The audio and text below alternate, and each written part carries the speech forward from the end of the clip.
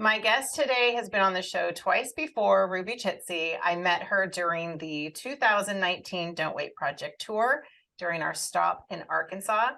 And I have to say, Ruby, I keep having you back because you have extraordinary things to share.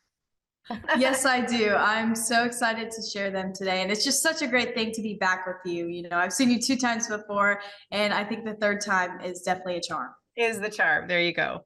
Well, thanks again. Let's talk, first of all, just to get people reacquainted with your story and the 3 Wishes for Ruby residents, your organization. Tell us about that. So, 3 Wishes for Ruby's Residents is a nonprofit organization that focuses around nursing home seniors.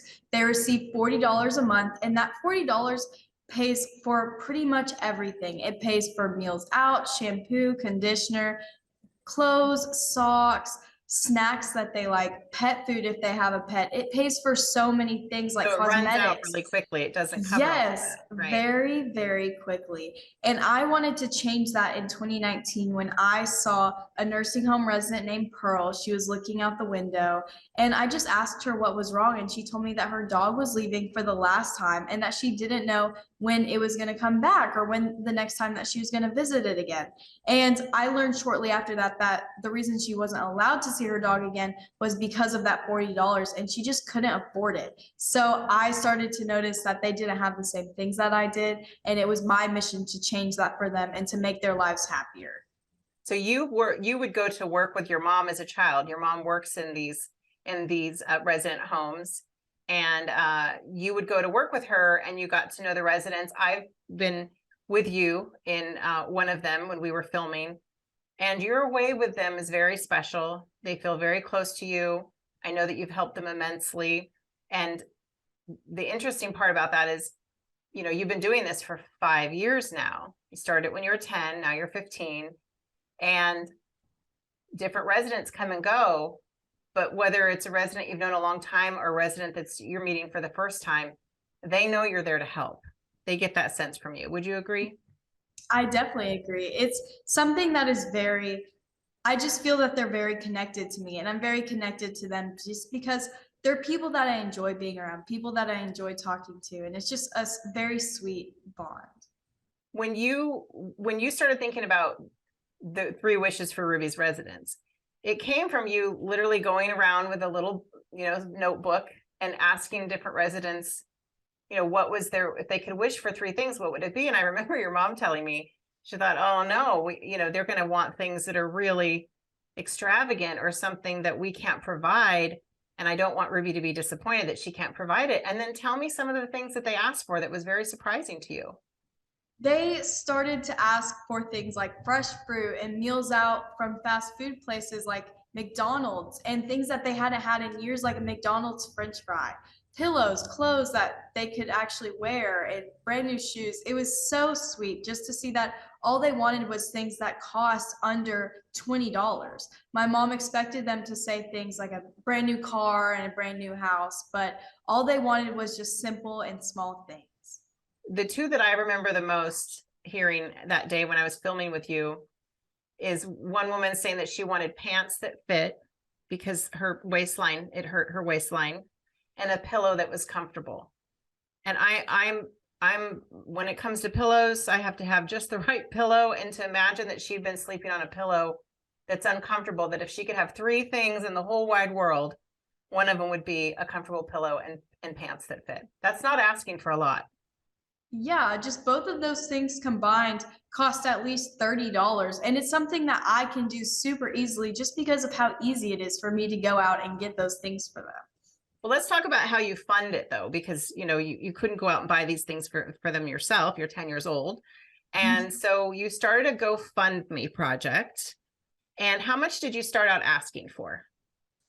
I remember us asking for at least $5,000. It was our main goal. We didn't think we were going to get past that, but we were happy with it. That would fund us so much, and it would give us so much opportunity to give them things like more important things like a TV or things that they would really, really like. And we reached past that $5,000 goal very easily. And it was something that I never expected. And I'm just so grateful just to have that and just to start out that way.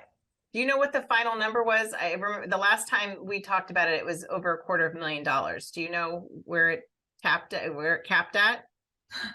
Currently, we are at about $500,000 raised for nursing home seniors. And it's just so amazing just to hear that number come out of my mouth because I never expected to be here. I never expected to raise that much money. But with that money, we just have helped so many seniors. And it's just such an amazing cause that I just love it.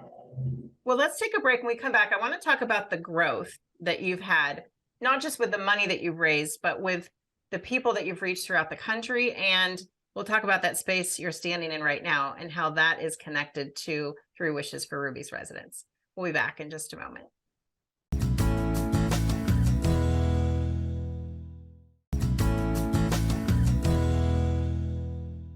We're back talking with Ruby. You are the founder of Three Wishes for Ruby's residents, and you are now an author of a book called Kindness is My Hobby: How to Change the World Right Where You Are. I want to make sure we talk about your book as well.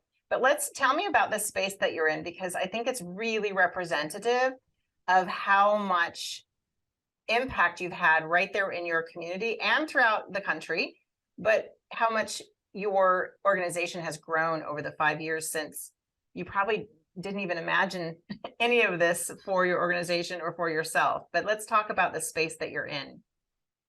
So the space behind me is our community center. It has these large bulk tables that have a lot of different crafts underneath. They have little shelves that we just have everything under there for kids that want to come in and create art and interact with the seniors in my community. And it's just such an amazing space because we also have all of our wishes back here for when a nursing home senior asks for something. We just have it back there ready to give it to them.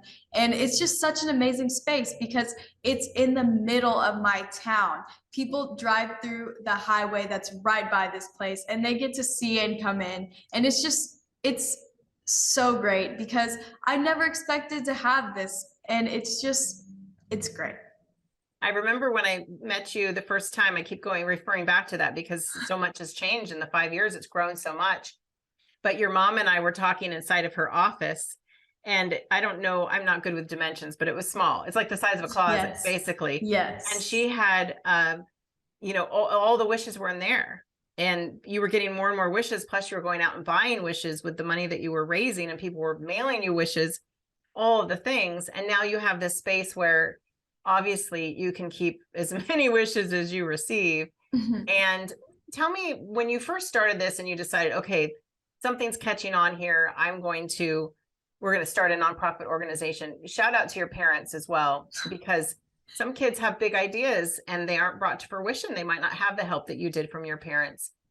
Did you ever imagine it would grow to this? And it's happened so organically and authentically that perhaps you couldn't even projected that, okay, one day we want a community center? Or did you have that in mind from the early start when things started to roll?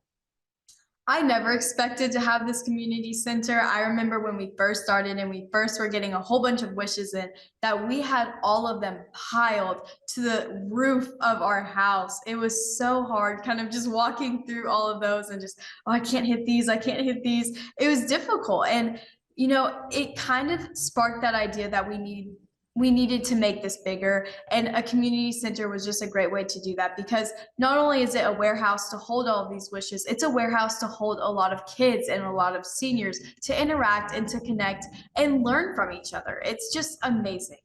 One thing that's different about your organization than many others that I know about is that you have a kid board and an adult board. So the adults are the official board members, and then there's children who are part of the board who are the voice for the seniors. And who thought of that idea, and how well has it worked? I originally thought of the kid board idea just because I knew from the start that I had ideas. And my mom did tell me at the time that it wasn't going to work, that they were going to ask for things like Lamborghinis, houses, vacations. And I know that if I had that unique idea of to do this, I want to give kids the idea that they can do something as well. And having that kid board allows all of the kids on that board to express their ideas uniquely. And it's given me so many ideas because things that I wouldn't think of. So it's just really cool to have that, just to hear other people's ideas and expressions. And it's just really cool. Well, I want to also talk about some accolades you've received over the years. Most recently, CNN Heroes. Tell me about that. So in December of 2022, I was invited to go on the CNN Heroes event TV show. And it was just so amazing, such a great event because I got to meet so many people. It gave us a whole bunch of new connections and we gained so many things from it. It was an amazing event. It was hosted in New York City and I was on live television. It was so cool. And I got to meet some of the biggest celebrities I've ever even heard of. It You was want to so name drop? amazing. You want to tell me a couple of them? Absolutely. I met Selena Gomez, Aman Vellani, Justin Theroux. I met his dog. It sat right beside me and it was so sweet. I kind of wanted to reach over there and pet it, but I knew better. I knew that I had to be professional and that I couldn't just pet it. When we talked earlier, I stay in touch with your mom a bit. She and I worked on another project together too, outside of all of this space. And one of the things that I think that whenever I see something that you're doing, something that you've achieved, an award you've received. So I saw that the book had come out. I got a message saying, hey, do you want to get this book Ruby wrote? And I'm like, of course I do. I didn't know Ruby was writing a book, but that doesn't surprise me at all.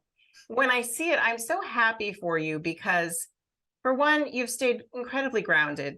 You know, none of this goes to your head. And you are always trying to bring people along with you.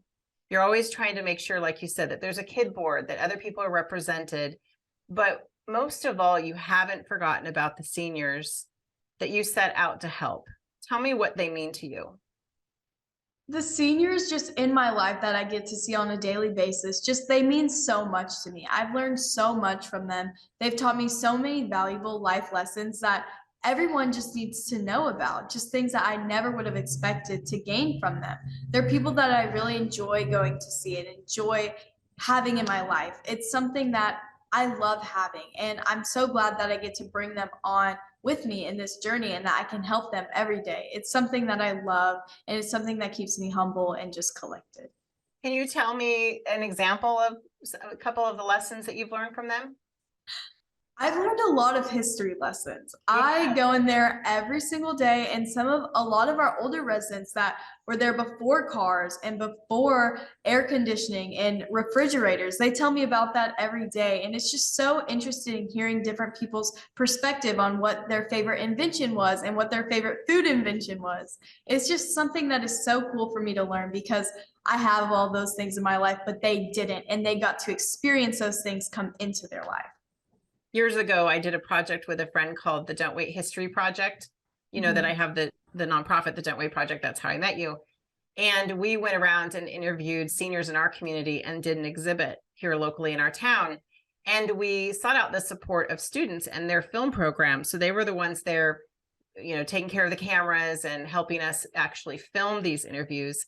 And our whole thought behind that was, these stories are going away. You know, these stories are going away. And I remember sitting down with a camera when my grandfather was alive, and he had an illness that shortened his life expectancy. And I just turned on a camera one day and said, tell me some stories. And, you know, where did you live? Where did you grow up? And I'm so grateful to have that because, you know, these stories, this generation is going away, and we aren't going to have these stories to tell. And I think the fact that you're connecting kids with seniors is such a big deal because of that reason, and how much they rely on you for their happiness and how much joy they brought to you in return, I think. Absolutely. It's just, I love feeling the love that they give to me, and I love giving it back to them just because it's such a great way to interact with people and to learn. Well, let's take a break. When we come back, I want to talk details about your book. Okay. We're talking with Ruby Chitsey. The book is called Kindness is My Hobby. We'll be back in just a moment.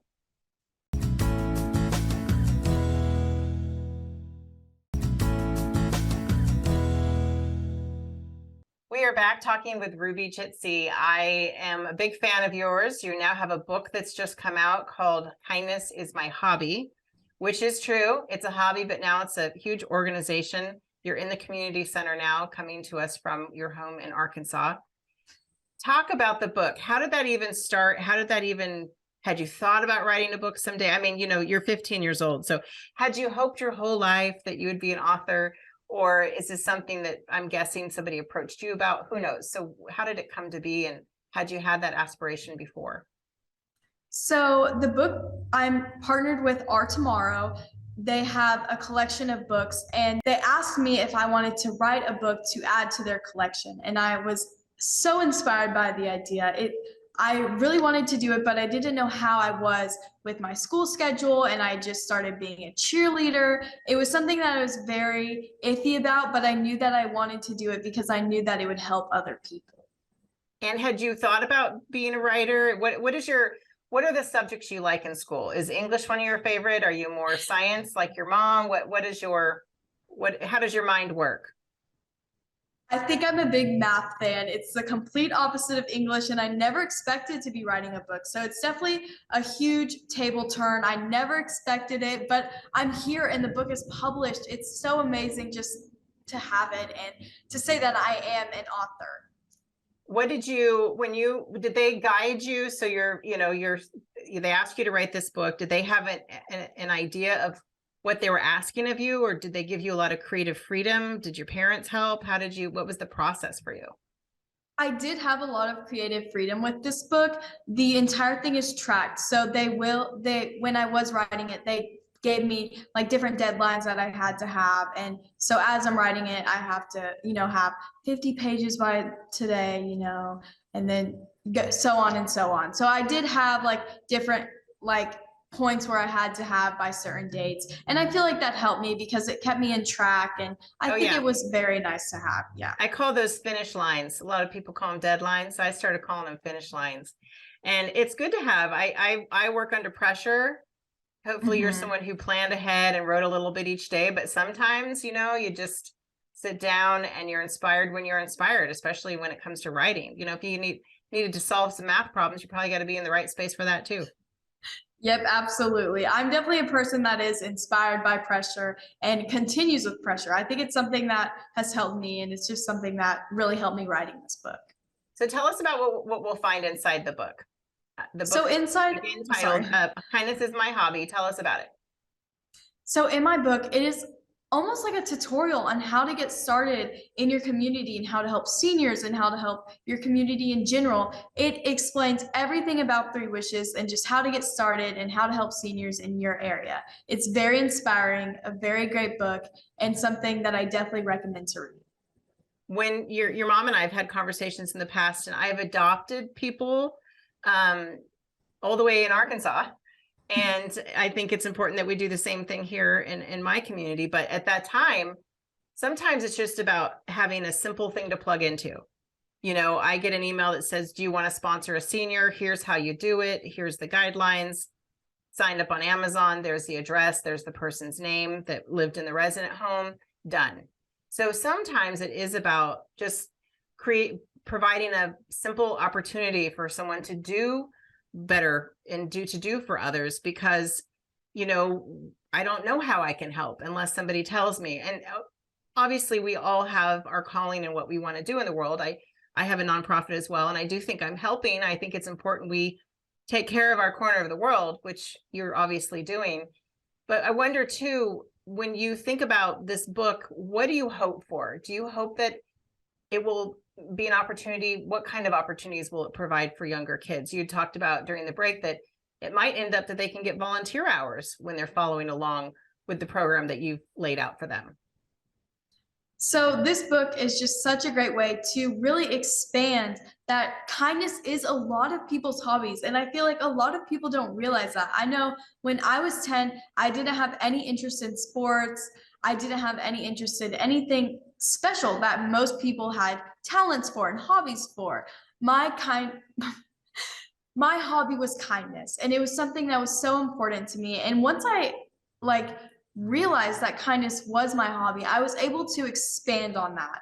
And this book is just such a great way to realize that kindness is a lot of people's hobbies, and it gives you different things that you can do to explore that hobby and to really get started into kindness and helping your community. And I know that you had gone through some experiences where you were being bullied as a child. And when you talk about that, you came to realize that kindness was your hobby. I think, did it kind of help give you an identity and give you some confidence and give you your own space to maneuver? And how did that help you deal with the pressures you were feeling when you were being bullied as a child? When I found out that kindness was my hobby, it was like an explosion for me. It was a brand new identity. I was able to do what I wanted when I wanted, help whoever I wanted, just by doing really simple things. And it was so easy to do. You know, I feel like a lot of people spend money on sports, but I don't have to pay anything helping people. And it's just something that I love. And it was just a bombshell for me. It was something that gave me a new identity. And I love it.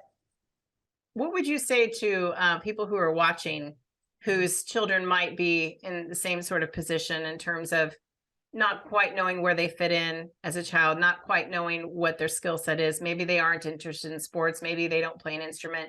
Maybe, whatever the case may be for them. What is your advice to parents who are watching or grandparents who are watching, how they can help the young people in their lives to feel inspired to do more in their little corner of the world, but also find their place, find their own identity? I think some advice that I have for parents is to just let your child do what they want, like kindness. Kindness was my hobby. And my mom never pressured me into doing soccer or cheerleading or playing an instrument or being good at art. She let me explore that kindness was my hobby. And that's why I'm here today. That's why I've helped thousands of seniors and I've granted thousands of wishes. And that's the reason that I'm on this call with you today, is because it's just something that my parents let me do and gave me full freedom to do it. I think my advice to parents would just to be, let your kid explore kindness and let them help people. Do you run a big organization? I know your mom and your parents are largely involved and part of the board and all of the things that go along with running a nonprofit organization. What have you learned about business? Have you learned any part of that yet? Or are you still focusing on the day-to-day with your seniors? I feel like business is a big part of it. I've learned a lot of different things, just how to interact with people, how to share the word about this nonprofit. But I've also learned that it's just something to be super interested in. I'm currently on the kid board, but I'm making my way up to the adult board on our nonprofit. It's something that I'm super excited to do. So I'm kind of at this point in a mix between, I kind of help the kid board, but I'm also there to tag along when we have adult board meetings. And it's something that it's super cool to watch and super cool to be there and just to kind of hear about the different things. Yeah, you look behind the curtain of adulthood for the board. Well, I know you'll be a great board member someday. Thank you so much for talking with us, Ruby. I wish you the best always. I hope Kindness is My Hobby is a huge success, like everything else you do. And we'll have you back for the next venture that I read you're part of. Thank you for being here. Thank you so much for having me. Say hi to your mom for me. I absolutely will.